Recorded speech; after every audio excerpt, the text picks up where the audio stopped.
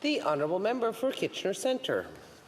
Thank you, Madam Speaker. I appreciate the opportunity to come back to the need to urgently act on the housing crisis.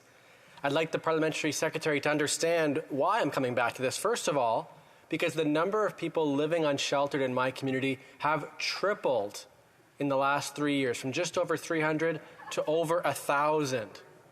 As well, homes continue to become less affordable. Dating back to 2005, for example, it used to be that house prices were 3 times average median income. Fast forward to today, and now they're 8 times as much, completely out of reach for the average person, while the wait list for a one-bedroom affordable unit is now almost 8 years. This housing crisis will continue to define my community as it already has, whether it's a young person, unsure if they'll ever be able to move out of their parents' place, a senior living on a fixed income, or a healthcare worker, as they continue to tell me that, a nurse I spoke with a few weeks ago who said, I'm not sure I'll be able to continue to live in our community at all. It's clear that across all levels of government, we need urgent action.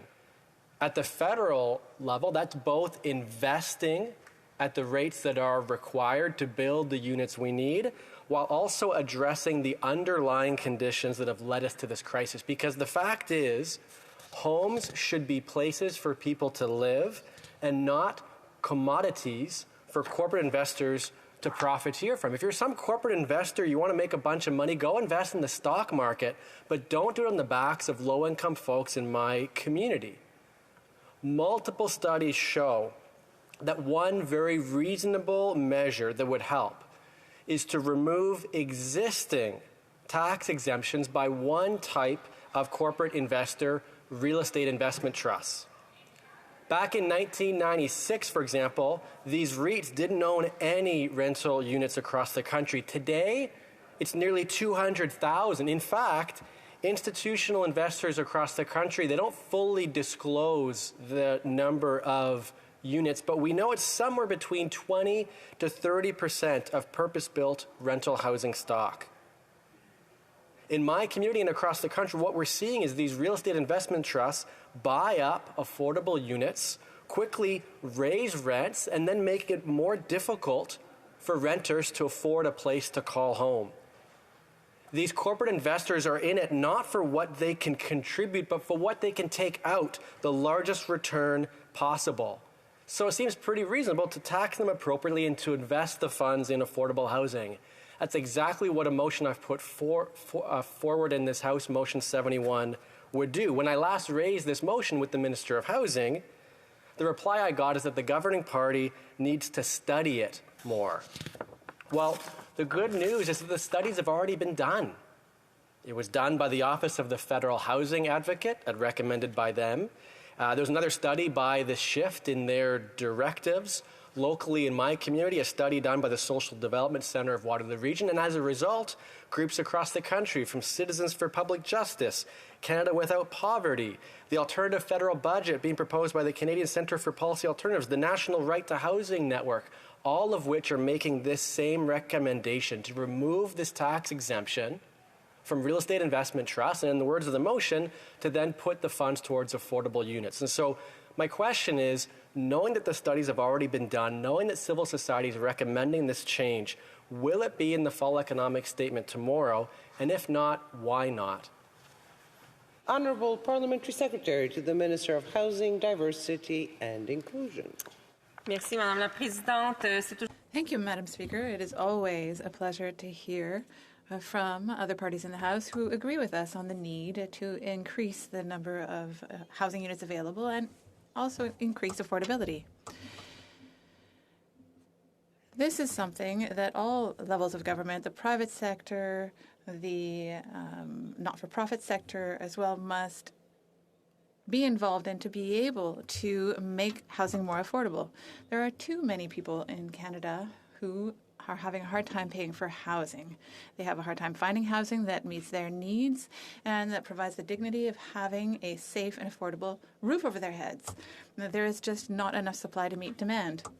The government set up a number of programs as part of the National Housing Strategy to increase the number of housing units available. But as my colleague highlighted, supply is only one of the factors that increases the price of housing. There's speculation, commercialization as well. There are increasing prices artificially, and that means that the prices are no longer related to the true value of the housing itself. And there's also the renoviction phenomenon, and that is why we have a yearly 1% tax on vacant properties that belong to non-Canadians and non-residents of Canada. That's also why we have adopted a legislation to prevent foreigners from purchasing property in Canada for 2 years. We want to make sure that housing is used for a purpose, which is to provide housing to people who need it. Earlier this year, we wanted to examine the assets that belong in the property market, and we wanted to see how many occupants also there are in housing in Canada, because we want to have measures to protect owners and renters. We want to also make the property purchasing process more open and transparent, and we want to have measures to fight illegal measures in the housing market, as well as measures for a quick resale, to ensure that quick resale and speculation is curbed. Madam Speaker, affordable housing is a priority for this government. It has been since the first time it was elected, and it will continue to be a priority. It was the cornerstone of our 2022 budget that proposed measures to deal with this problem in all ways possible that could have an impact. I would like to thank my colleague for his question and for giving me the opportunity to talk about housing once again. This is a shared responsibility, and we all need to work together to ensure that all Canadians have access to affordable housing. Thank you, Madam Speaker. Kitchener Centre. Thank you, Madam Speaker, and thank you to the Parliamentary Secretary for her response. I think it's important to highlight again, what I'm raising here is not that the governing party is doing nothing. There is more nuance than that. What I'm raising is that the measures that are being put in place are insufficient.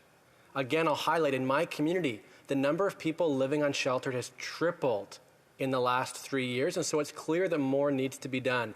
In her response, the Parliamentary Secretary again cited this study that's being done, and so I'd like to again highlight for her that others have already done the work. These studies have already been done, and in those studies, one of the obvious recommendations that I think parliamentarians from all parties could agree on is that these corporate investors should at least be paying their taxes, and that if they did, we could use those funds to invest in affordable units. Would she address that substance of the motion I've put forward on the floor of this House, or help understand why this is not being undertaken by the governing party?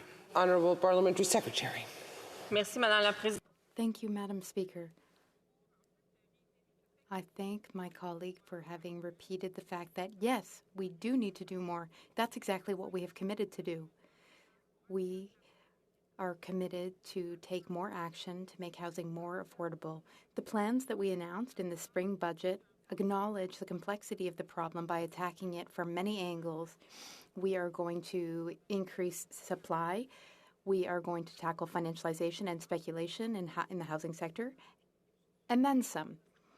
We will continue to prioritize housing, just like we've done since our very first election to government. I'm happy to know that the member for Kitchener Centre shares our concern and interest in housing, and I hope we'll be able to count on the support of all members in this House when we continue to work together for a better and more equitable housing system.